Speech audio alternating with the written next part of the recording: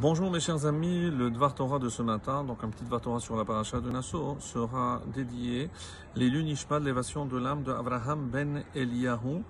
Autrement dit, c'est Albert ben Koka, l'oncle de notre cher ami Jérôme Charbit, dont aujourd'hui on célèbre donc les Shloshim, les 30 jours de sa disparition. Alors j'ai choisi un verset de la paracha de Nassau qui traite du nazir. Généralement on traduit le nazir, celui donc qui s'abstient, donc l'abstème. Je rappelle très brièvement avant de rentrer dans un commentaire d'un ouvrage qui s'appelle le Meshech Chochma, et l'auteur c'est Rav Meir Simcha HaKohen de Dinsk. Il a vécu à peu près il y a 150 ans et il a un commentaire très original qui, je suis convaincu, pourra nous aider dans notre avoda, puisqu'il ne s'agit pas simplement de comprendre le sens de la paracha, mais surtout qu'est-ce qu'un enseignement peut nous apporter. Alors le verset, c'est le verset 13 du chapitre 6 qui dit « Vzot Torat HaNazir » voici la loi du nazir. Quand? C'est lorsqu'il aura terminé, comme dit le verset, Beyom Melot Yemen Izro. Lorsqu'il aura complété les jours donc de son abstinence, Yavi Oto, on le fera venir, El Petach Ohel Moed, à la porte de la tente d'assignation. Et évidemment, la question qui se pose, c'est Yavi Oto. Quel est le sujet et quel est le complément d'objet direct? Yavi Oto, qui amène et qu'est-ce qu'il amène ou qui il amène? Oto, lui. Alors d'après le pshat, c'est-à-dire le premier sens, le sens simple, c'est Yavi Oto, il doit apporter la preuve de son abstinence, comme l'explication que donne nos Chachamim. Et quelle est la preuve de cette abstinence? Car, rappelez-vous, pendant 30 jours au moins, puisque la durée minimale d'un vœu pour le nazir, c'est de 30 jours.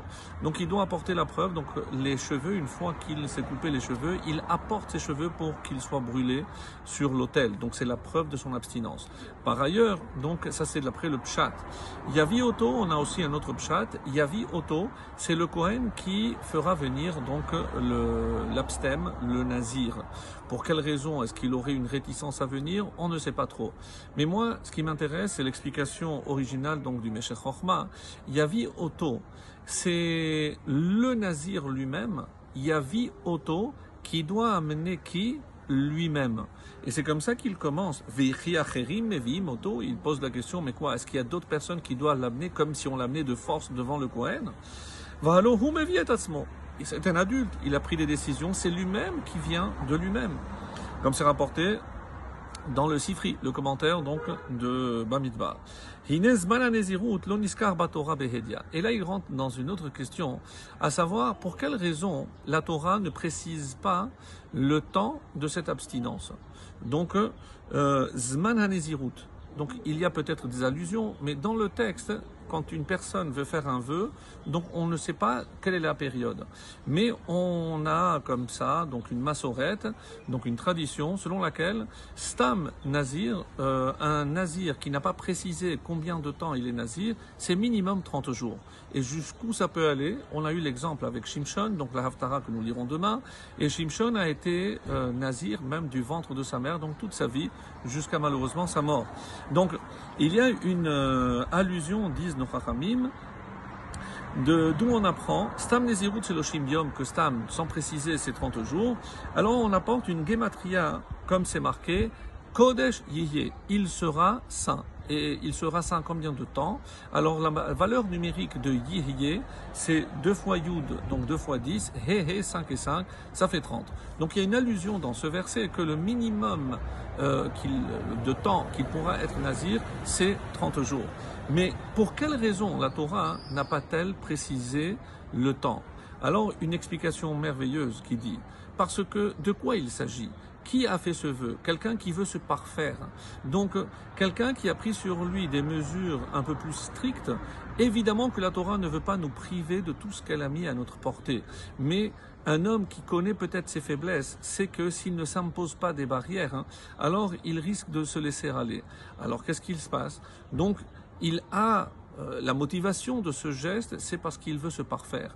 Donc, quand est-ce que je saurai que j'ai atteint cet objectif? Qui peut le dire? Il n'y a que moi-même. Yavi Oto, c'est comme si j'avais ce regard objectif sur moi-même. Je regarde dans dans le miroir et je me dis, maintenant tu peux aller.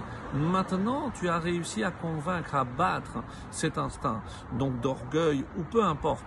Et donc, qui est à même de juger? Yavi Otto, pourquoi il l'amènera, il le fera venir? Parce que c'est quelqu'un d'autre.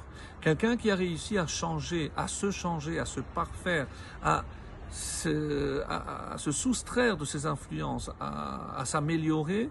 Donc, lorsqu'il va se présenter, c'est comme si c'était quelqu'un d'autre. Donc, le nazir, celui qui a fait le vœu avant, maintenant va faire venir qui? Ce nouvel être. Ce nouvel être qu'une fois qu'il a été parfait, ou en tout cas perfectionné, puisque la perfection n'existe pas, alors c'est lui qui doit le faire venir.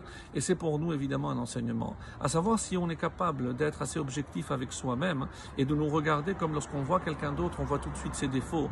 Est-ce qu'on peut le faire la même chose avec nous? Est-ce qu'on peut se dire, eh bien si je suis comme ça, c'est parce que je ne fais pas assez ceci ou cela. Donc, si je suis capable, je suis honnête avec moi-même, objectif, donc je pourrai me considérer comme un autre et à ce moment-là, je saurai que j'ai atteint l'objectif. Shabbat Shalom à tous.